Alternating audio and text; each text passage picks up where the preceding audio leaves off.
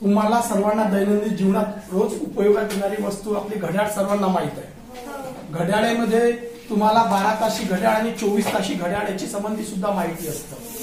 परंतु या घड्याळाच्या माध्यमातून आपल्याला विज्ञान शिकायचं। मग विज्ञान कशा पद्धतीने शिकू शकतो? तर मूलद्रव्य सगळ्यांना माहित आहे, मूलद्रव्यांना अणुअंक माहित आहे। त्या अणुअंकासंबंधी आपण या घड्याळीवर नियोजन केलेलं आहे। मग कशा प्रकारचं नियोजन केलं आहे तर पहा, जर मी इथे तुम्हाला हायड्रोजन्सवर जर दोन्ही काटे ठेवले तर इथं कोणता अंक असतो? हायड्रोजनचा जे की 1, म्हणजे त्याचा अणुअंक किती आहे? 1 आहे। समजा मी इथं मॅग्नेशियमवर ठेवला तर किती असतो ते घड्याळामध्ये? 12। मग इथे 12 आहे, म्हणजे मॅग्नेशियमचा अणुअंक किती आहे? 12। समजा मी हा काटा इथे कार्बन इथं नेऊन ठेवला तर याचा अणुअंक किती होईल? 6। जर मी इथं लिथियमवर नेऊन ठेवला तर 3। हे तुम्ही 12 ताशी घड्याळामध्ये बघू शकता। मी याच्यामध्ये अजून काय केलेलं आहे, याला 24 ताशी घड्याळात सारखं रूपांतरित केलेलं आहे। मग तुम्हाला हे जे लाल अक्षरात दिसतात हे 12 ताशी घड्याळाचे दिसतात आणि हे जे छोटे ब्लॅक कलरचे दिसतात तुम्हाला माहित आहे 12 नंतर 24 ताशी घड्याळामध्ये काय होतं? 12 नंतर किती अंक येतो? 13। मग इथं तिचे तुम्हाला 13 अंक येत असेल तर इथं तुम्हाला हायड्रोजनच्या खाली जो अंक असतो तो आहे, नंतर इथं किती येईल? He इथं किती येईल? इथे 12 आहे, इथं किती? 13, इथं किती? 14। मग सिलिकॉनचा ऍटॉमिक नंबर किती असेल? 14। अशा प्रकारे तुम्ही मग पुढे चालत गेले ते 14, 15, 16, 17, 18। आर्गॉनचा ऍटॉमिक नंबर किती असेल? 18। याच्यावरून तुम्ही मूलद्रव्याचे म्हणजे एकूण 24 मूलद्रव्याचे अणुअंक सहजपणे अभ्यास करू शकता। ठीक आहे।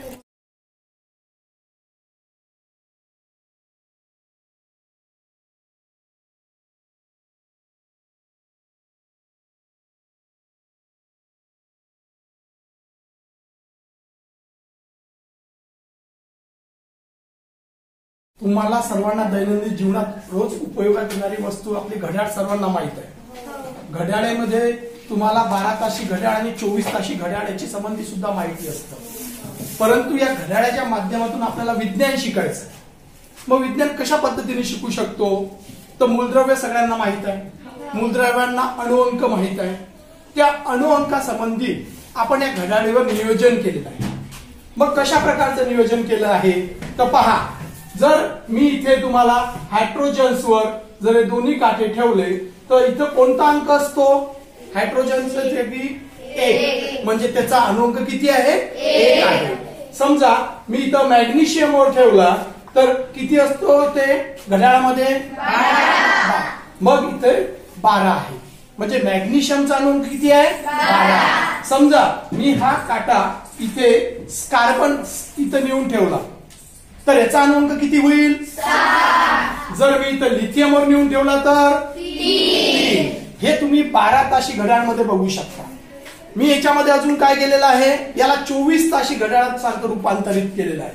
मग तुम्हाला हे जे लाल अक्षरात दिसतात हे 12 ताशी घड्याळाचे दिसतात आणि हे जे छोटे ब्लॅक कलरचे दिसतात तुम्हाला माहित आहे 12 नंतर 24 ताशी घड्याळामध्ये काय होतं?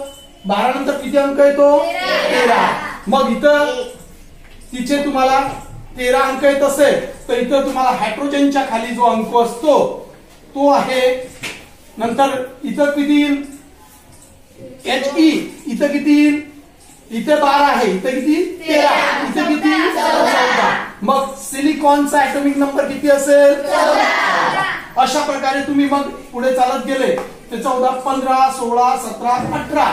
आर्गॉनचा ऍटॉमिक नंबर किती असेल? 18।